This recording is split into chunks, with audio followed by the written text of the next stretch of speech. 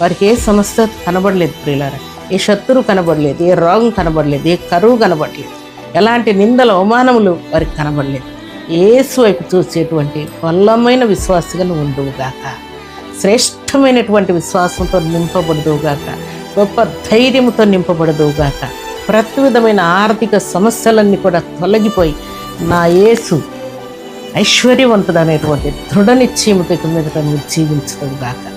నీ చేతిలో ఉన్నటువంటి ప్రతి ధాన్యము, ప్రతి ద్రవ్యము, ప్రతి దీవెనకరమైనటువంటి ప్రతి ఆయుధము కూడా దీవించబడుగాక.